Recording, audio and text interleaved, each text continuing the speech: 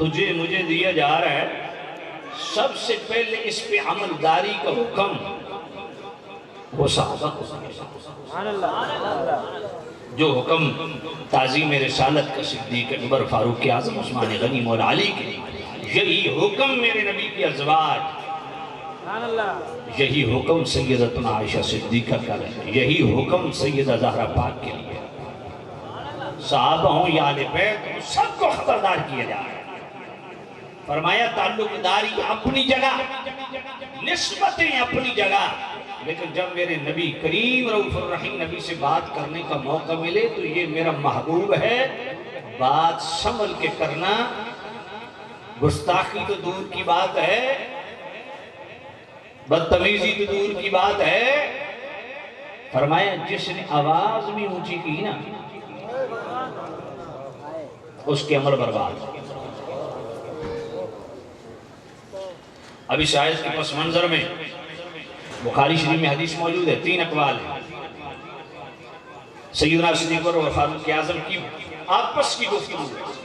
حسن اللہ یاری شیعہ ایسا ملعون و مردود ہے، امریکہ میں بیٹھ کے بکواس کر رہے اور سیدنا صدیق اور فاروق اعظم کو کھلے لفظوں میں کافر کہتا ہے، اور یہی آیت پڑھتا ہے، کہتا ہے دیکھو ان کی آواز اونچی ہوئی، اللہ نے عمل برباد کر۔ تو بھائی آیت بعد میں اتری، آیت اترنے کے بعد حکم ہے اگر آواز اونچی ہوئی، اور پھر یہ کہ سیدنا صدیق اور فاروق اعظم نبی پاک سے گفتگو کر ہی نہیں رہے تھے، وہ آپس میں کر رہے تھے۔ ایک بندے کے، ایک قبیلے کے سردار کی تقرری کی حوالے سے اختلاف تھا، صدیق اکبر کی رائے اور تھی، فاروق اعظم کی رائے اور تھی، باہمی ان کی گفتگو چل رہی ہے حضور کے سامنے۔ اللہ نے فرمایا میرے محبوب نبی کے سامنے، قرآن میں تو یہ فرمایا حضور کی آواز سے آواز اونچی نہیں کیا، لیکن ان کے سامنے بھی احتیاط چاہیے، آواز اونچی نہیں ہونی چاہیے۔ اور مشرکین مکہ منافقین یہ واردات کرتے تھے، جان بوجھ کے اونچا بولتے تھے کہ ہمیں دیکھ کے دوسرے بھی اونچا بولے، اس سے میرے محبوب نبی کو اذیت دینے کے لیے ناپاک سازش تھی۔ تیسرا جو جناب والا تفسیر مدارک میں قول موجود ہے کہ حضرت ثابت بن قیس رضی اللہ تعالیٰ عنہ قدر بلند آواز تھے اور اونچا سنتے تھے، جو اونچا سنتا ہے اسے اونچا بولنے کی عادت بھی ہوتی ہے، تو وہ قدر بلند آواز تھے، تو ان کو بھی خبردار کیا گیا کہ جب میرے محبوب نبی صلی اللہ علیہ وسلم بات کرنی ہے آواز اونچی نہیں ہونی چاہیے، وگرنہ تمہارے عمل برباد ہو جائیں گے۔ اب آیت جب نازل ہوئی اس کے بعد بتاؤ کبھی آواز بلند ہوئی؟ بلکہ کنز العمال کی حدیث ہے، سیدنا صدیق پر جب یہ آیت نازل ہوئی آپ فرماتے ہیں اللہ کی قسم ہے میں جب بھی اب مصطفیٰ سے بات کروں گا سرگوشی میں بات کروں گا، اور عمر بھر صدیق اکبر جب بھی مصطفیٰ سے بات کرتے سرگوشی میں کرتے۔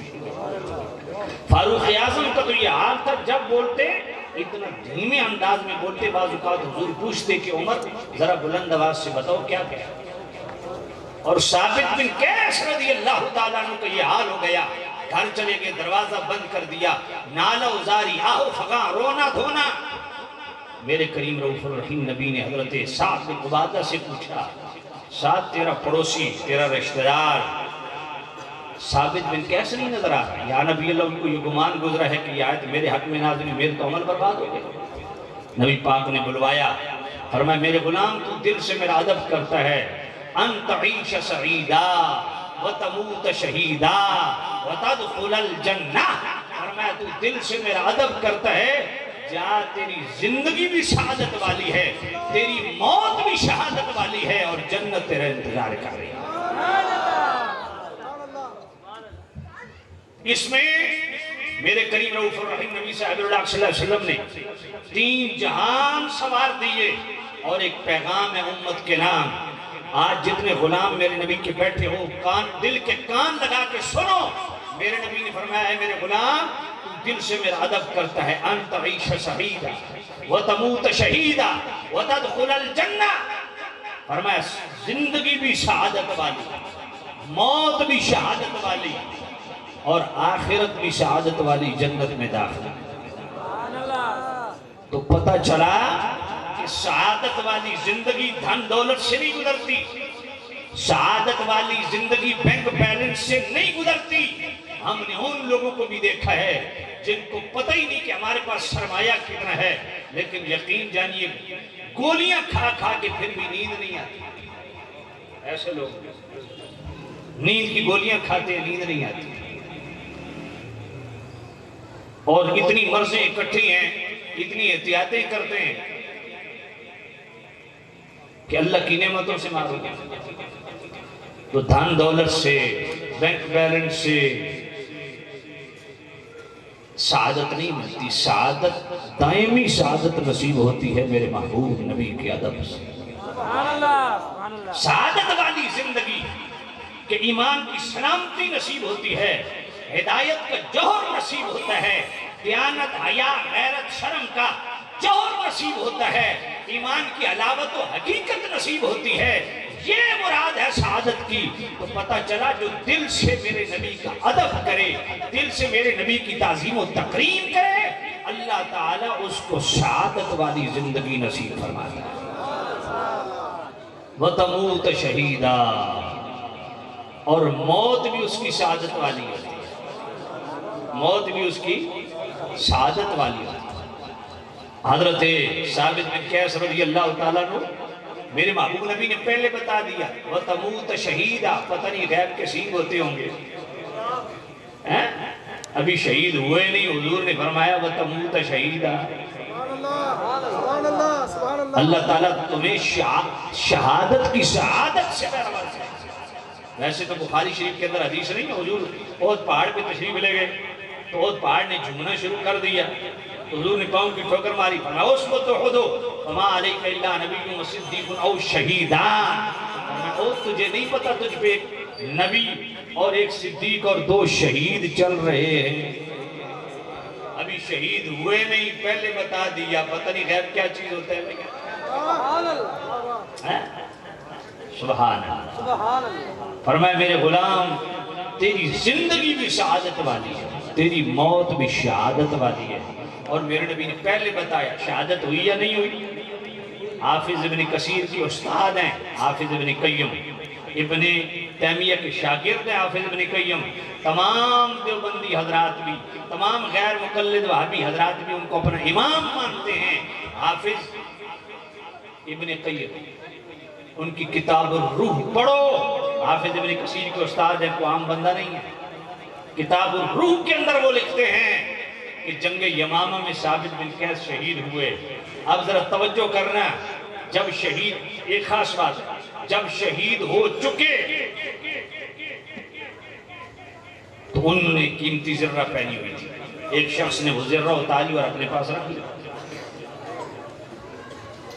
تو آپ کے ایک ساتھی جب رات کو سویا اسے خواب میں آئے ثابت بن قیس، اور میں نے قیمتی زرہ پہنی ہوئی تھی، جب میں شہید ہو گیا وہ زرہ فلاں شخص نے اتاری ہے، اور وہ پڑاؤ کے آخری کنارے پہ اس کا خیمہ ہے، خیمے کے سامنے نشانی یہ ہے کہ وہ زرہ پڑی ہوئی ہے، اوپر دیچ کے ہے، اوپر کچاوا ہے، اور اس کے خیمے کے سامنے گھوڑا بندھا ہوا ہے، اور گھوڑے کے پاؤں میں لمبی رسی ہے۔ جا کے خالد بن ولید کو کہنا صبح اس سے میری زرہ واپس لے لیں، اور سیدنا صدیق اکبر کے پاس جب مدینے پہنچو ان کو میری یہ جناب والا پیغام سنا دینا، میرا فلاں فلاں غلام آزاد ہے، اس کو فلاں فلاں غلام کو آزاد کر دیں، اتنا قرض ہے اس کو اتار دیں۔ یہ ساری بات شہید ہونے کے بعد کون کر رہا ہے؟ ثابت بن قیس رضی اللہ تعالیٰ عنہ۔ آج وہ لوگ جو حیات النبی پہ طرح طرح کی بولیاں بولتے ہیں کہ نبی پاک حیات تو ہیں مگر عالم برزخ میں ہیں، ان کے حیات عالم برزخ تک محدود ہے، عالم دنیا سے واقفیت نہیں ہے۔ میں نے کہا بندہ خدا، یہ صحابی کا شرف ہے کہ وہ عالم برزخ میں رہ کر کے عالم دنیا سے اتنی کامل واقفیت رکھتا ہے، اسے پتہ ہے میری زرہ اتاری کس نے ہے، رہتا کہاں ہے، رکھی کہاں ہے۔ تم مصطفیٰ کریم کے متعلق بات کرتے بات سمجھ آ رہی کہ سبحان اللہ۔ یہ کہنا کہ میرے محبوب نبی پردہ کر گئے، اب عالم دنیا سے واقفیت نہیں۔ بھئی مواہب اللہ دنیا کے اندر شارح بخاری نے حدیث لائی کنز الرحمان کے اندر بھی موجود ہے. میرے کریم رؤوف الرحیم حضرت عبداللہ ابن عمر رضی اللہ عنہ راوی ہیں. میرے کریم رؤوف الرحیم نے بھی فرمایا ان اللہ قد رفع لی الدنیا، فرمایا لوگوں اللہ نے ساری دنیا اٹھا کے جو میرے سامنے کر دی، فانا انظر الیہا، اور میں ساری دنیا کو دیکھ رہا ہوں. وَإِلَىٰ مَا، اب اگلی بات یہ نہیں کہ اسے ظاہری زندگی میں دیکھ رہے ہیں، اگلی بات سننا. وَإِلَىٰ مَا هُوَ قَائِنٌ فِيهَا إِلَىٰ يَوْمِ الْقِيَامَةِ كَأَنَّمَا أَنظُرُ إِلَىٰ كَفِّ هَٰذِهِ، فرمایا میں قیامت کی صبح تک پوری دنیا کو اس طرح دیکھ رہا ہوں جس طرح ہاتھ کی ہتھیلی ہوتی ہے. سبحان اللہ، محبت سے کہو سبحان اللہ. اس لیے ہم کہتے ہیں کہ حاضر و ناظر کا مطلب یہ نہیں ہے کہ حضور یہاں بھی ہیں، یہاں بھی ہیں، یہاں بھی ہیں، یہاں بھی ہیں. نہیں، اہل سنت کا یہ کبھی عقیدہ نہیں رہا. حضور اپنی قبر انور کے اندر تشریف فرما ہے، روحانی طور پہ آنا جانا چاہے تو پابند نہیں. سبحان اللہ. کیا مسند احمد کی صحیح حدیث نہیں ہے؟ مسند احمد کے اندر موجود، مشکات کے اندر موجود، تہذیب التہذیب کے اندر موجود، خصائص الکبریٰ کے اندر موجود. حضرت ابن عباس حضور کے سگے چچا کے بیٹے حبر الامہ وہ راوی ہیں، حدیث بھی صحیح ہے. آپ فرماتے ہیں میں گھر میں سو رہا ہوں، ادھر کربلا کا میدان سجا ہوا ہے، تو میں نے خواب کے اندر کیا دیکھا؟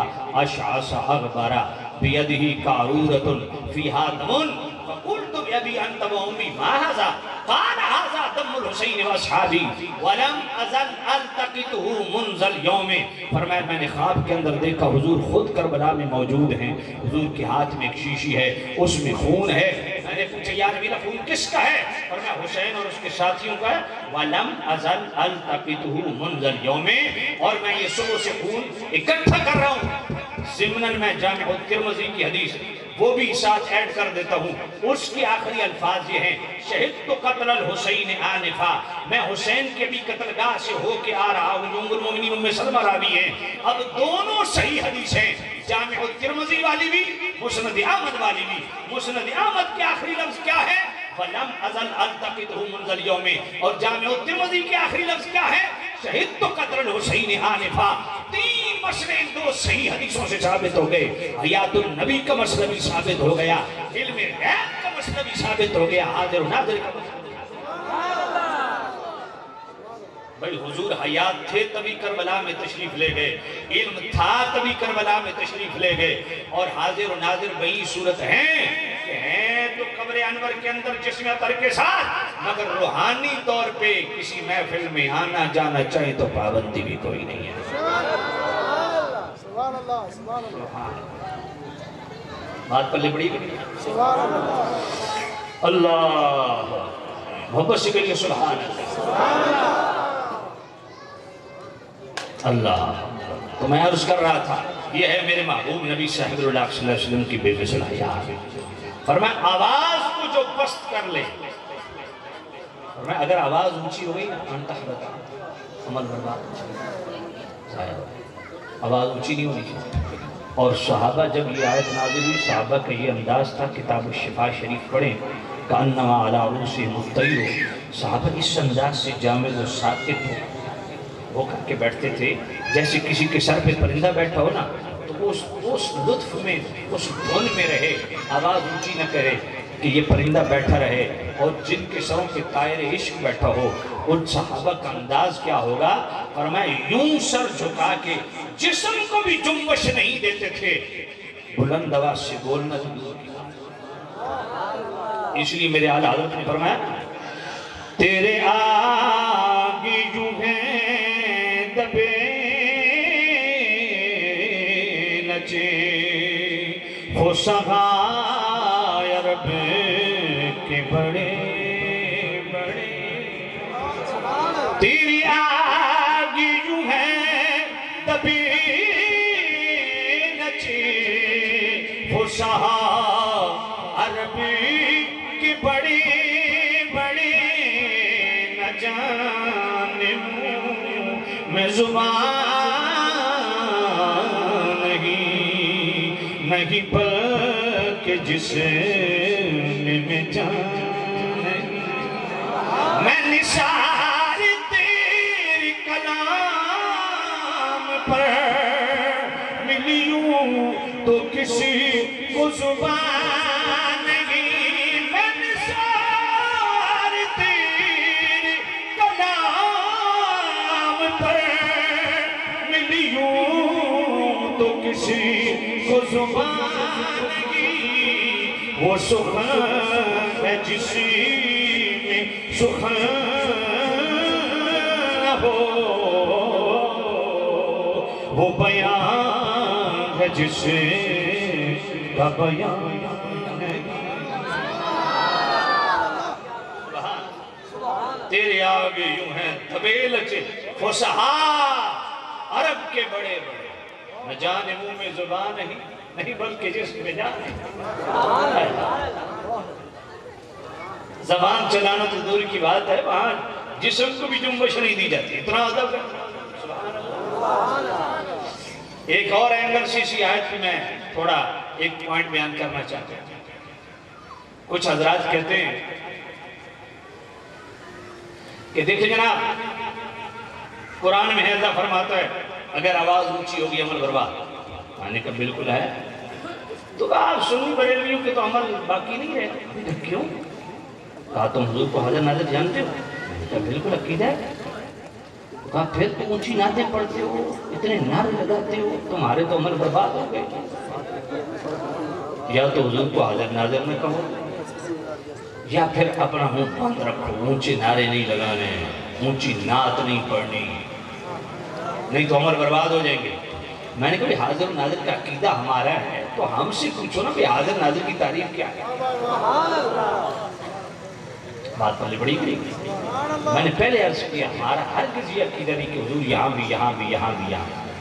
حضور اپنے جسم اطہر کے ساتھ قبر انور کے اندر موجود ہیں، اور وہ مواہب الدنیا شارح بخاری امام کسترانی کی حدیث، ان اللہ قد رفع لی الدنیا فانا انظر الیہا۔ یہ ینظر تنظر انظر ننظر یہ بستر اٹھانے سے نہیں آئے، وزن اٹھانے سے بندہ مولوی بنتا تو پاکستان کے سارے ٹریلے مفتی ہو جاتے۔ میں نے کہا یہ کیا ہے؟ فانا انظر الیہا، انظر کیا ہے؟ فرمایا میں پوری دنیا کو دیکھ رہا ہوں اور آئندہ بھی دیکھتا رہوں، وَإِلَى مَا هُوَ قَائِلٌ فِيهَا إِلَى يَوْمِ الْقِيَامَةِ۔ فرمایا قیامت تک جو کچھ دنیا میں ہونے والا ہے میں اپنی نظر سے دیکھا۔ اور بخاری شریف میں دو جگہ یہ روایت موجود ہے، دو جگہ بخاری شریف میں حضور شہدائے احد کی قبروں کے ساتھ منبر پہ تشریف فرما ہے اور صحابہ سامنے تشریف فرما ہے اور حضور خطبہ دے رہے ہیں، کہاں پہ؟ شہدائے احد کی قبروں کے ساتھ۔ اس کا مطلب ہے اہل اللہ کی قبروں کے ساتھ منبر لگانا، واعظ و نصیحت کرنا، یہ خود رسول اللہ کی سنت ہے۔ ہم کب کہتے ہیں کہ مزارات موت کے کنویں لگاؤ، سرکس لگاؤ؟ ہم تو بالکل اس کو ناجائز کہتے ہیں، حرام سمجھتے ہیں، لیکن جو شریعت کے موافق ہو اس کی مخالفت کیوں کرتے ہیں؟ شہدائے احد کی قبروں کے ساتھ حیرانگی بات یہ ہے، یہ منبر تو مسجد نبوی میں تھا، ادھر ہی خطاب فرماتے صحابہ کو، یہ شہدائے احد کی قبروں کے ساتھ کیوں ہے؟ شہدائے احد کی قبروں کے ساتھ منبر لگا ہوا ہے، حضور زیب منبر ہیں۔ لفظ دیکھیے بخاری شریف کے، حضور نے فرمایا صحابہ تم مجھے دیکھ رہے ہو میں تمہیں دیکھ رہا ہوں، انی واللہ لانظر الی حوضی الان۔ فرمایا میرے غلاموں جس لمحے تم مجھے دیکھ رہے ہو نا میں تمہیں دیکھ رہا ہوں، الان ابھی اسی وقت اس گھڑی جس طرح میں تمہارے اندر موجود ہوں، یہاں سے ساتوں آسمان پار میں جنت میں حوض کوثر کو بھی دیکھ رہا ہوں۔ یہ بخاری شریف ہے، دو جگہ یہ روایت ہے۔ تو خیر میں عرض کر رہا تھا آپ کی خدمت میں، کہتے ہیں جی آواز یا تو حاضر ناظر نہ سمجھو، یا پھر اپنا منہ بند رکھو، اتنے نعرے چیخ پاڑ کے نہ لگایا کرو، اتنا گلہ نہ کھولا کرو، تمہارے عمل برباد ہو جائیں گے۔ میں نے کہا پہلی تو بات یہ کہ حاضر ناظر کا مطلب ہم سے پوچھو۔ دوسرا ایک اور بات، میں نے کہا میرے محبوب نبی سامنے بھی ہوں تو نعرہ لگانے سے تو عمل برباد نہیں ہوں گے، نعت پڑھنے سے تو عمل برباد نہیں ہوں گے۔ اگر مطلق آواز اونچا ہونے سے عمل برباد ہوتے تو اپنے ایمان سے بتاؤ، میرے نبی خاموش بیٹھے ہیں، حضرت بلال حضور کے سامنے بلند آواز سے اذان دے رہے ہیں، کیا فتویٰ ہے؟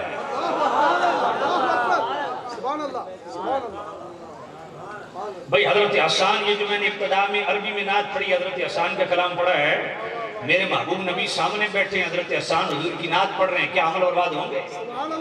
ابو موسیٰ اشعری گزر رہے ہیں، میرے محبوب نبی نے فرمایا قرآن بڑا خوبصورت پڑھتا ہے، قرآن پڑھ رہے تھے، یا نبی اللہ نازل تو آپ پہ ہوا ہے، فرمایا نازل مجھ پہ ہوا ہے، لیکن دوسرے سننا مجھے بڑا اچھا لگتا ہے، مجھے سنا، پڑھنا شروع کر دیا، پڑھتے رہے پڑھتے رہے پڑھتے رہے، جب خاموش ہوئے میرے نبی نے فرمایا ابو موسیٰ اشعری، اللہ نے تجھے ترنم آل داؤد سے عطا کیا ہے، یا نبی اللہ میں آل داؤد سے بھی زیادہ مترنم ہوں، کیا دلیل ہے تیرے پاس؟ یا نبی اللہ جب داؤد علیہ السلام زبور کی تلاوت کیا کرتے تھے نا، تو بہتی ابشاریں تھم جایا کرتی تھی، چلتی ہوائیں رک جایا کرتی تھی، اڑتے پرندے رک جایا کرتے تھے، اور جب میں قرآن پڑھتا ہوں دو جہانوں کا سردار رک جاتا ہے۔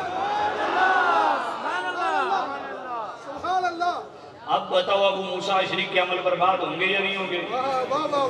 سمجھ نہیں آئی ہے۔ وہ لال رومال والا بدماش عید والے دن لاکھوں کی تعداد میں شاکان رسول مسجد نبی کے سین میں یا نبی سلام علیکہ پڑھتے ہیں، اس میں وہ بدبخت مردود کھڑا ہو جاتے ہیں اونچی جگہ پہ اور مائک لے لیتے ہیں، لال رومال والا کہتے دیکھیں گانے نہ گائیں۔ میں کوئی ایسی بات نہیں کر رہا سنی سنائی، میں 4 دفعہ پورا رمضان شریف میں نے مسجد نبی میں گزارا، اور 2018 میں نے حج کیا، میں نے اپنی آنکھوں سے اور اپنے یہ کانوں سے دیکھا بھی ہے سنا بھی ہے۔ کہتا ہے دیکھیں قرآن مجید میں اللہ فرماتا ہے لا ترفعوا اصواتکم فوق صوت النبی، اپنی آوازوں کو پست رکھو وگرنہ عمل برباد ہو جائیں گے۔ توجہ ہے مماتی ہو کے آیت کون سی پڑھ رہا ہے؟ فرمایا حضور کی آواز سے آواز اونچی ہو گئی، کہتے تمہاری قرآن کہتا ہے اگر آواز اونچی ہوئی عمل برباد، تم اتنے اونچے نعرے لگا رہے ہو، نعت کو کہتے ہیں گانے گا رہے ہو، میں حلفاً کہتا ہوں لا الہ الا اللہ محمد رسول اللہ کلمہ پڑھ کے کہتا ہوں، یہ لفظ میں نے ایک دفعہ نہیں کئی دفعہ ان کی زبان سے سنے، نعت شریف کو پڑھ رہے ہو کہتے ہیں کیوں گانے کہتے ہیں، کیوں گانے گا رہے ہو، یہ حالت ہو۔ تو وہاں جناب بلند آواز سے یہ لوگوں کو تقریر کر رہا تھا، آوازیں پست رکھو، تو میں آکے تم بھی اپنی آواز پست رکھنا، مائی کے چپک پک کے کر رہے ہیں، جگینہ دے عمل نہیں رہندے یا نبی سلام علیکہ کہنے حضور دی نعت پڑھ دے ہاں، جگینہ دے عمل برباد ہیں تو قرآن پڑھ دے تیرے کتھو رہے، تیرے بھی آواز بلند ہو رہی ہے، وہاں سمجھ کوئی نہیں ہے۔ عجیب بات ہے یار، کیا دین ان لوگوں نے سمجھا ہے۔ تو میں نے کہا بھائی پھر تو مسجد نبی کے کسی امام کی نماز ہی نہیں ہے، کسی مؤذن کی اذان ہی نہیں ہے، کسی مسجد نبی میں درس دینے والے کا درس ہی نہیں ہے، کیوں؟ اس لیے کہ سب کی آوازیں بلند ہو رہی ہیں، ویل بلے کوئی نہیں۔ اب مسجد نبی میں جو اذان دینے والے ہیں آواز تو اونچی ہو رہی ہے، جو جمعے کا خطبہ دینے والے ہیں آواز تو اونچی ہو رہی ہے، جو درس دینے والے ہیں آواز تو اونچی ہو رہی ہے۔ اب سنو فتویٰ، میں نے کہا یہاں مشروط آواز کی بات ہے، لا ترفعوا اصواتکم فوق صوت النبی، حضور کی آواز سے آواز اونچی نہ ہونے پائے، سمجھ نہیں آئی ہے، لیکن ادب کا یہ تقاضا ہے حضور خاموش بھی ہوں تب بھی دھیمے انداز میں بولیں، کلام کریں، لیکن نعت پڑھنا، تلاوت کرنا بلند آواز سے، یہ تو خود میرے محبوب نبی کو پسند تھا۔ بات پلے پڑی کری تکلیف کس بات کی ہے؟ تم یا رسول اللہ کے نعرے لگاتے ہو، وہاں یا نبی سلام علیکہ، یا رسول سلام علیکہ، تکلیف تو اصل اس سے۔ تو میں نے کہا یہ تکلیف بھی تمہاری دور کر دیتے ہیں، یہ بتاؤ قرآن مجید کے جو الفاظ ہیں ان کے ترجمے پر ایمان لانا فرض ہے یا قرآن کے حروف پر بھی ایمان لانا فرض ہے؟ بولو، قرآن کے حروف پر بھی ایمان لانا فرض ہے یا نہیں؟ تو یا ایہا الرسول قرآن کے لفظ نہیں ہے، یا ایہا النبی قرآن کے لفظ نہیں ہے، یا ایہا المزمل یا ایہا المدثر قرآن کے لفظ نہیں ہے۔ اگر یا رسول اللہ کہنا شرک والا معاملہ ہوتا تو رب تعالیٰ یہ جو خود قرآن میں بیان کر رہے ہیں آپ پڑھ رہے ہیں، چلو السلام علیکہ ایہا النبی نماز میں تو پڑھتے ہو نا، ہے جی، یا رسول اللہ، اے اللہ کے رسول، تو السلام علیکم ایھا النبی کا ترجمہ کیجئے، بولیے سلام ہو تم پر اے نبی، یا رسول اللہ اے اللہ کے رسول۔ یہ اے تو تمہیں اٹکی ہوئی ہے، یہ تو نماز کے اندر بھی کہتے ہو، سمجھ نہیں آئی؟ پھر صحیح حدیث پڑھو ابن ماجہ، میرے کریم رؤوف الرحیم نبی کے پاس حضرت عثمان بن حنیف راوی ہیں، ایک نابینا آ گیا، عرض کرتا ہے یا نبی آنکھیں چاہیے۔ ویسے صحابی کا عقیدہ دیکھ لیا، صحابی کو نہیں پتا آنکھیں اللہ دیتا ہے، حضور کے پاس آنے کیا ضرورت ہے؟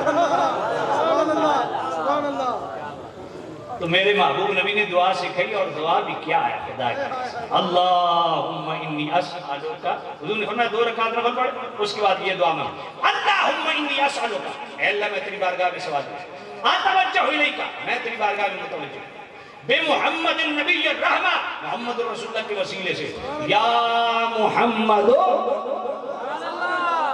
یا محمد، ویسے یہ یا محمد کے لفظ جامع، یہ 3 سنن نسائی کے اندر بھی حدیث ہے، جامع ترمذی کے اندر بھی ہے، ابن ماجہ کی بھی اندر ہے، لیکن کسی خبیث نجدی نے یہاں واردات یہ کی ہے کہ جامع ترمذی اور سنن نسائی سے یا محمد کے لفظ اڑا دیے، لیکن ابن ماجہ میں ابھی تک بھی موجود ہیں۔ میں نے کہا پریشانی کی بات اس لیے کوئی نہیں کہ ابن تیمیہ کی التوسل والوسیلہ اور اشرف علی تھانوی کی نشر الدین، دونوں سے میں دکھاتا ہوں، دونوں نے حوالہ کر دیا اور اس میں یا محمد کے لفظ موجود ہے۔ یا محمد، اے محمد صلی اللہ علیہ وسلم، انی قد توجہت بیکا الی ربی فی حاجتی حاضی لتقضا اللہم فشفع فیہ، فقال ابو اسحاق ھذا حدیث صحیح، یہ ابن ماجہ ہے۔ یا محمد صلی اللہ علیہ وسلم، میں آپ کے واسطے سے رب کی بارگاہ میں، یا محمد انی قد توجہت بیکا، میں آپ کی نظر کرم، آپ کی توجہ کے ساتھ رب کی بارگاہ میں متوجہ ہوں۔ بھئی رب تو شاہرگ سے بھی زیادہ قریب ہے، تو مصطفیٰ یہ دعا سکھا کیوں رہے ہیں؟ بھئی توحید فی الدعا میں رب کا کوئی شریک ہے؟ فَلَا تَدْعُوا مَعَ اللَّهِ أَحَدًا، جملہ دعاؤں کا حقدار اللہ ہے، اس سے کی جائے، لیکن خالص دعا ہے، خالص دعا عبادت کے اندر مصطفیٰ کریم نے ندائیہ کلمات کو خود کیوں ڈالا؟ یا محمد انی قد توجہت بیکا، یا نبی اللہ میں آپ کی توجہ، آپ کی نظر کرم، آپ کے واسطے سے رب کی بارگاہ میں دعا کرتا ہوں، اللہ میری حاجت قبول کرے اور اللہ رسول اللہ کی شفاعت میرے حق میں قبول کرے۔ فقال ابو اسحاق ھذا حدیث صحیح، اور یہ حدیث بھی صحیح ہے، اور یہ نہیں کہ حضور کے صرف ظاہری اس دور میں، بلکہ نہیں، معجم الکبیر پڑھیے، امام طبرانی نامی جلد صفحہ 31 میں لکھتے ہیں، عثمان غنی پاک کے دور میں عثمان بن حنیف ان کے پاس بھی آتے تھے، اسی طرح ایک سائل آیا، حضرت عثمان غنی نے توجہ نہ فرمائی، وہ واپس گیا تو عثمان بن حنیف سامنے سے آ رہے تھے، کہا کدھر گیا تھا، پریشان ہے، کہا عثمان غنی کی بارگاہ میں گیا تھا، ایک معاملہ ہے، لیکن انہوں نے التفات کرم نہیں فرمایا، عدم توجہ ہے، تو میں نے کہا شاید مصروف ہیں، بہت زیادہ توجہ نہیں فرما رہے، تو میں واپس آ گیا، پھر کسی وقت آ جاؤں گا، فرمایا اس طرح کر 2 رکعت نماز حاجت پڑھ اور یہ دعا مانگ، کیونکہ میرے سامنے حضور کے پاس نابینا آیا تھا، حضور نے اس کو 2 رکعت پڑھنے اور اپنی حاجت کے متعلق یہ دعا سکھائی تھی، اس میں یا محمد کے لفظ۔ اب بتائیے صحابی رسول عثمان بن حنیف حضور کے پردہ فرمانے کے بعد اس دعا کو من عن بیان کر رہے ہیں، اس میں یا محمد کے لفظ موجود ہے، بات پلے پڑی کریں گے، اللہ یہ یا رسول اللہ میرا موضوع نہیں ہے، مگر اس پہ الحمدللہ 3 گھنٹے کا میرا خطاب ہے، میں تو حیران ہوتا ہوں، انکار کرنے والے حافظ ابن کثیر کو اپنے ابا جی کہتے ہیں، تو حافظ ابن کثیر نے البدایہ والنہایہ کے اندر جنگ یمامہ جب ختم نبوت کی عظیم الشان جنگ لگی ہوئی تھی، صاحب و سلمہ کذاب 40,000 فوج تھی، ادھر مسلمان 10,000 تھے، حضرت خالد بن ولید فرماتے ہیں کہ ہمارے ہاتھوں سے تلواریں گرنے لگیں، سورج آدھا اندر تھا آدھا باہر تھا، مغرب کے وقت قریبان پہنچا، ہمارے جناب والا ہاتھوں سے تلواریں گرنے لگیں اور ہم پریشان ہو گئے، کیا کیا جائے؟ حضرت خالد بن ولید کہتے ہیں میں ریت کے ٹبے پہ چڑھا اور منہ کیا مدینے کی طرف، اب ابن کثیر کے لفظ سنیے البدایہ والنہایہ میں یہ لفظ نہ ہو، سیالوی اسی چوک میں زبان کٹانے کے لیے تیار ہے. فَنَادُوا بِشِعَارِهِمْ وَكَانَ شِعَارُهُمْ يُنَادُونَ يَا مُحَمَّدُ يَا رَسُولَ اللَّهِ